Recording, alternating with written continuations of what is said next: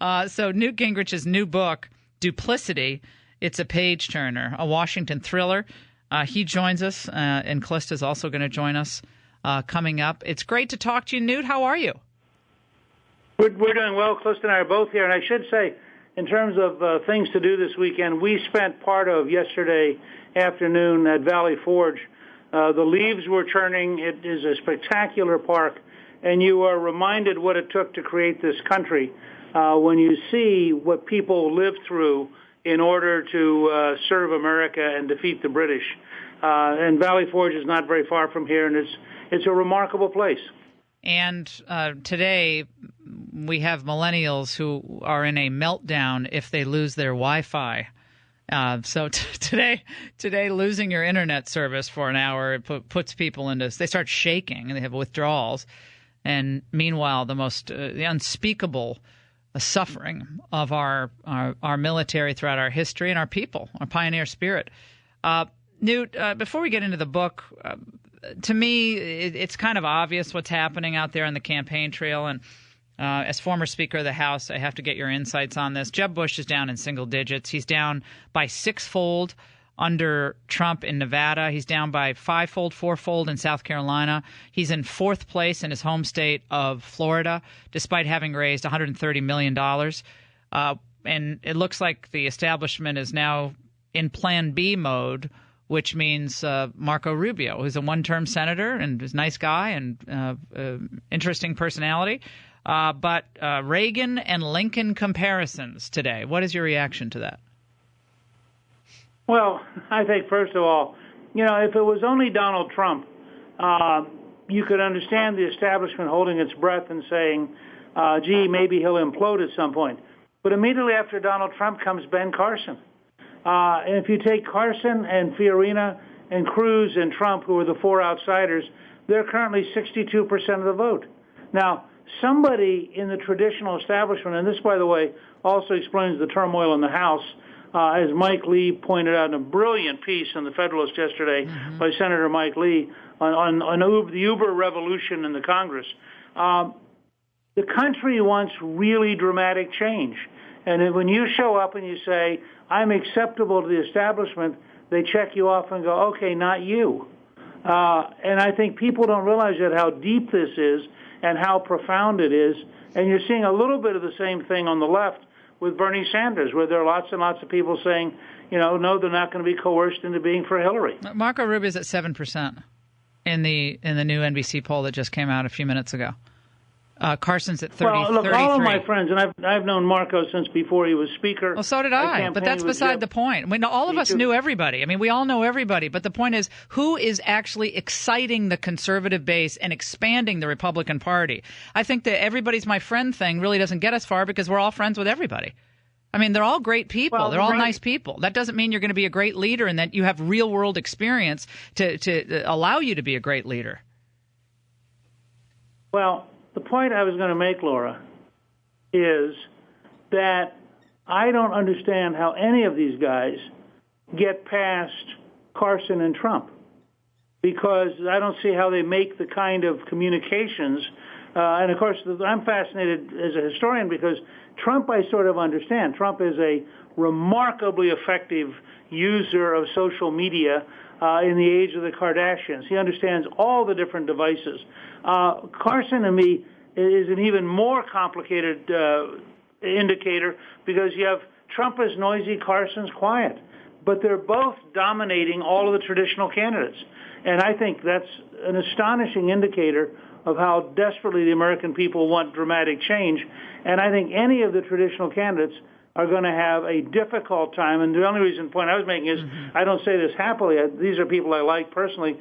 I think all of them are going to have a very hard time breaking through the public's desire to have somebody dramatically new and dramatically different. Yeah. And I think right now Trump is in pretty good shape. I think if he keeps evolving and he keeps learning and he keeps paying attention, he could be very formidable in terms of becoming the nominee and winning the presidency.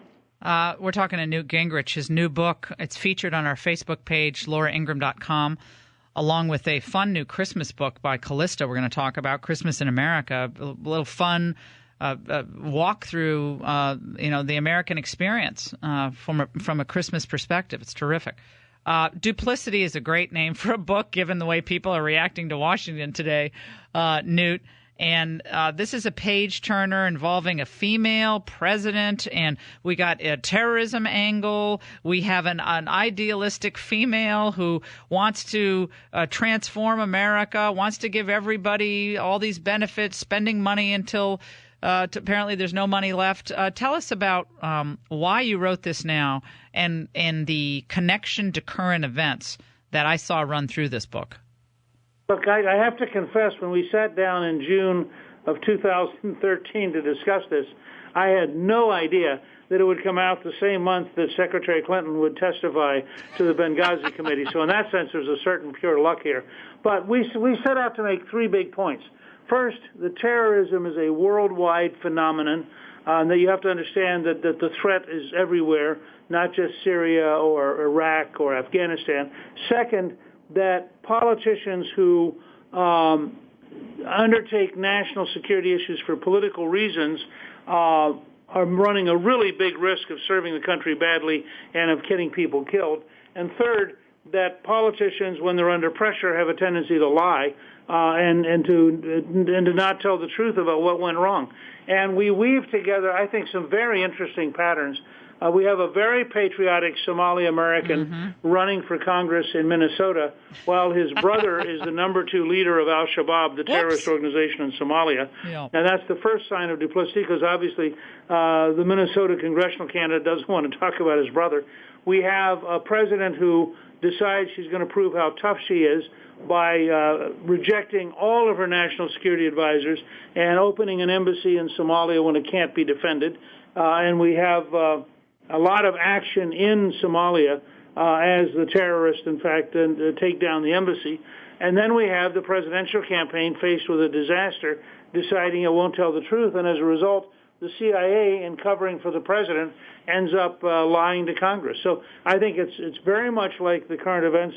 The advantage you get in reading Duplicity is that, from my own background as a presidential candidate, as Speaker of the House, as somebody who's worked with the national security system and the intelligence community, I think I weave together how it really works behind the scenes. I know. I'm just going to read this little part from chapter 66. So you have really short chapters, which makes it move really fast. I like thrillers that move, the ones that move really fast. I love this. This is the typical type of writing in this book. Egyptian cleric Abbasi Mubarak was near frantic. All morning he had tried to contact al-Shabaab by telephone, but after the bombing raid in the Barawa, his contact hadn't answered. In front of General Grant and other Americans, Mubarak claimed he was anxious because he was concerned about the safety of the last 2 hostages. But privately, he was more worried about collecting his $2.5 million retainer. This is great. This is great. I love this book. Newt, this is going to be huge. It just came out, I guess, this week. But what number book is this, by the way, Newt, for you? Do you even keep track? Tom Sowell doesn't keep track. I asked him that yesterday. It's about 28. I think about 20, book number 28. Whatever, 28, 29. Literally, Tom Sowell said yesterday he has no idea how many books he wrote. I said, you're like one of the smartest people I know. I have a general idea, but not I don't count them. I don't. Hey, and Newt, but it's fun. But it's fun to it's fun to use your experience and your knowledge to tell a nonfiction story that will entertain people, because Lord knows we need to be entertained today. Well, and hopefully people will find that it's both fun, and at the end of the book they'll have some new ideas about what's going wrong in Washington and what's going wrong with our national security system. We're talking to Newt Gingrich here on the Laura Ingraham Show. Newt, thank you so much for joining us. The book, Duplicity, on our website. When we come back, Christmas in America in October. Callista Gingrich joins us. Don't go away. Thanks for listening to this podcast excerpt of The Laura Ingraham Show. If you'd like to receive podcasts of our complete shows, go to lauraingraham.com and sign up to become a member of Laura 365. Our Laura 365 members get commercial-free streams and podcasts of our shows every day we're on the air. And also, you can listen to the last 30 days of The Laura Ingraham Show. Be ahead of the curve. Join Laura 365.